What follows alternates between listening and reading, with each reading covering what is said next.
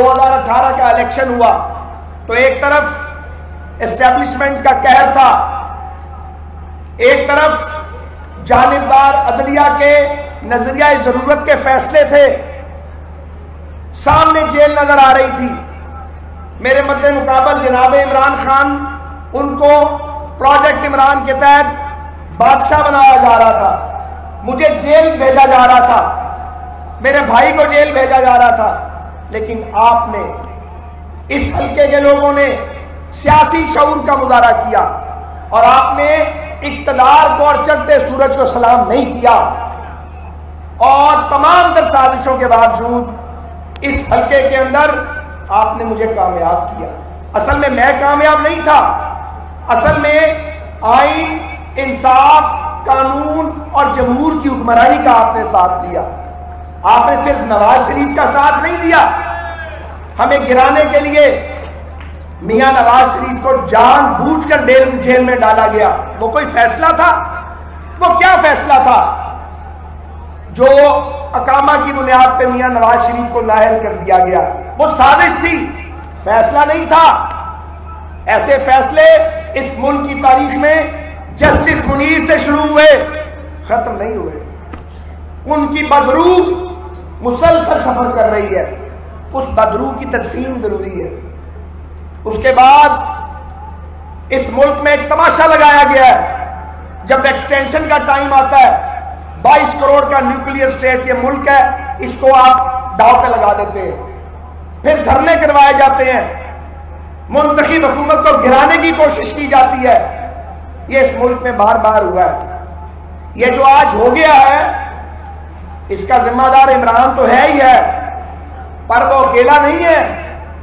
اس کا ذمہ دار ثاقب نثار تو ہے، اکیلا نہیں ہے۔ ان کے بعد آنے والے چیف جسٹس بھی ہیں، فوج کے جرنیل بھی ہیں جو ریٹائرڈ ہو گئے ہیں، لیکن وہ بھی اکیلے نہیں ہیں۔ یہ زیادتی کا تسلسل ہے۔ آزادی ملی، پاکستانیوں کو آزادی ملی، کاغذوں میں آزادی ملی ہے۔ یہ آزادی ہے؟ آزادی نہیں دی گئی۔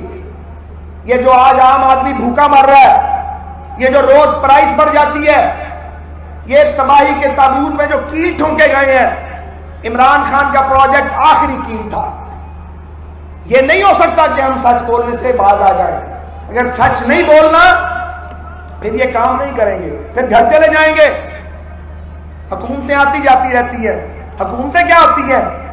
کبھی آپ جیل میں، کبھی آپ سڑک پہ، کبھی آپ حکومت میں، پر کوئی حکومت کرنے تو دے، کوئی چلنے تو دے۔ چلنے نہیں دیا جاتا، پھر کہتے ہیں جی 40 سال سیاستدان اقتدار میں رہے ہیں۔ کون سے 40 سال گنے؟ ایوب خان وہ جمہوریت کے ادوار نہیں تھے، یحییٰ خان، ضیاء الحق، پرویز مشرف، اور وہاں بھی بریک نہیں لگی۔ جب ایکسٹینشن کی بات آئی، نقاب پوش ماشاء اللہ سامنے آ گیا۔ یہی سچ ہے، ملک تو چلنے ہی نہیں دیا۔ اور پھر وہ ججز جو سفارشوں پہ لگے، جو میرٹ پہ نہ لگے، جن کے چیمبر کے لڑکوں کو پھر اس کے بعد آگے لایا جائے، وہ میرٹ پر آتے ہیں۔ اس لیے یہ نظام عدل نہیں چل سکتا۔ میں پوری ذمہ داری سے بآواز بلند کہنا چاہتا ہوں، یہ نظام عدل ملک کو انصاف نہیں دے سکتا۔ اس نظام عدل کو بدلنا پڑے گا۔ اس پر میں آگے بھی بات کروں گا۔ اسی طرح کوئی ادارہ اگر آئین سے بالاتر ہوگا تو پھر ملک نہیں چل سکتا۔ آئین کو بالاتر کرنا ہوگا، آئین بالاتر نہیں ہو سکا۔ جو جمہوریت ملی وہ ریموٹ کنٹرول سے چلانے کی کوشش کی گئی، جمہوریت کو زنجیریں ڈالی گئی۔ اس عمران سے ہماری شکایت کیا ہے؟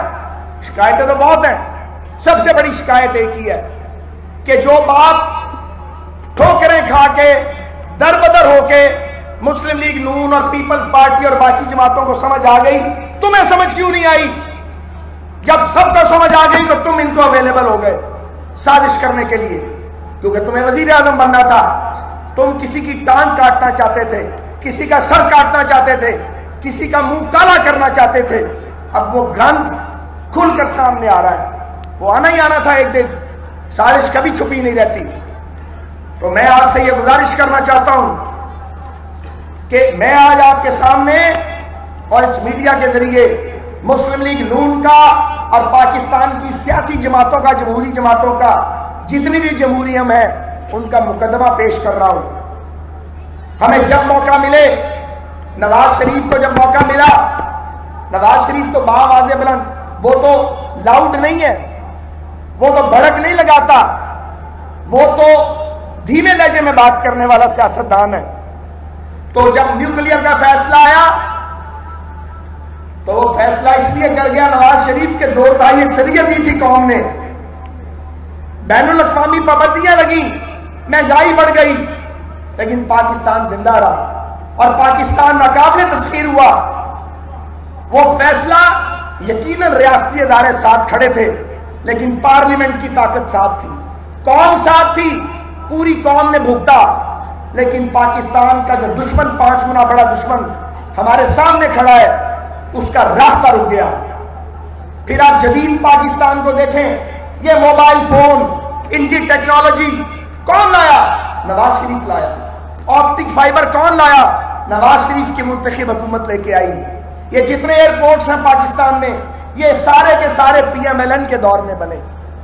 آپ کی موٹر وے کلچر، ایک موٹر وے نہیں، موٹر ویز ہم نے بنائی یہاں پہ، colleges, universities, 5 state of the art. کیا کچھ نہیں کیا؟ نہ چلنے دینے کے باوجود 2 سال بعد سازش شروع، سال بعد سازش شروع۔ جب ہم 13 کے اندر آئے، 14 میں دھرنے دلوائے گئے، کیونکہ ایکسٹینشن کا مسئلہ تھا۔ پرویز مشرف کو سزا نہیں ہونے دینی تھی، اس کی اجازت نہیں تھی کہ پرویز مشرف کو اس کا ٹرائل نہ ہو۔ اور جتنی جمہوریت اس ملک میں تھی ہمیں اچھے سے پتا ہے، جو ہو رہا تھا ہمارے ساتھ، ہم اس کے گواہ بھی ہیں اور بھگتا بھی ہے۔ ایک ایک تقریر پہ سزا ہوتی تھی، ایک ایک جملے پہ سزا ہوتی تھی۔ صبح بیان دیتے تھے، شام کو پیغام آتا تھا، تکڑے ہو جاؤ، تمہارے کاروبار تباہ کر دیں گے، تمہیں تباہ کر دیں گے۔ تباہ کرنے والا یا آباد کرنے والا اللہ ہے۔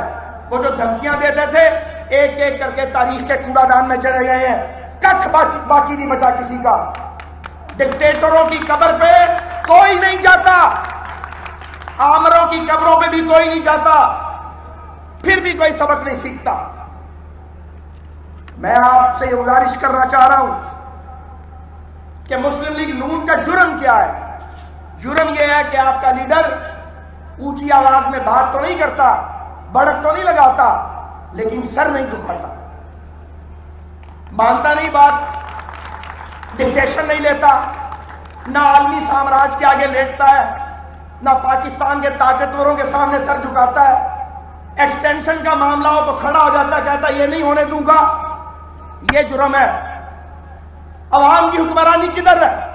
عوام کو حکمرانی کیوں نہیں کرنے دی گئی؟ ووٹ کے فیصلوں کو کیوں نہیں مانا گیا؟ کیا پاکستان ووٹ کے ذریعے نہیں بنا تھا؟ پاکستان ووٹ کے ذریعے بنا تھا۔ کون سا وعدہ پاکستانیوں کے ساتھ پورا ہونے دیا گیا ہے جو پاکستان بناتے وقت کیا گیا تھا؟ آج لوگ سوال اٹھانے لگے، مجھے ایکسٹینشن مل جائے، میری نوکری پکی ہو جائے۔ اور یہ جو مریم نواز صاحبہ نے بات کی ہے ایج کی، میں اس کی شہادت دیتا ہوں کہ وہ ٹھیک کہہ رہی ہیں۔ میں ان لوگوں کو اچھے سے جانتا ہوں، یہی ہیں وہ جو چاہتے تھے کہ 68 ایئرز کی ایج ہو جائے۔ ہمیں پیغام دیے گئے، مجھے بھی پیغام دیا گیا کہ اپنی پارٹی لیڈرشپ کو کہیے کہ سپریم کورٹ کے ججز کی عمر بڑھا دیں تاکہ کھوسا صاحب جو تھے وہ کنٹینیو کریں بطور چیف جسٹس کے۔ پھر بات نہیں بنی اور اس کے بعد پھر ایکسٹینشن کا پھٹا ڈالا گیا۔ ہم جیلوں میں تھے، ہمیں پتہ نہیں ہے ہمیں جیلوں میں کیا پیغام آتے تھے؟ ہمیں جیلوں سے نکال کے ہم سے جب آپ باتیں کرتے تھے، فارورڈ بلاک بنا دیں، چیف منسٹر بن جائیں، مرضی کے وزیر بنا لیں، وہ کردار یہی ہے۔ نام نہیں ہم لیتے، زیادہ آگ لگ جائے گی، لیکن مکافات عمل سے کوئی نہیں بچتا۔ یہ عدالت تو چھوٹی عدالت ہے، اس عدالت سے کیسے بچے؟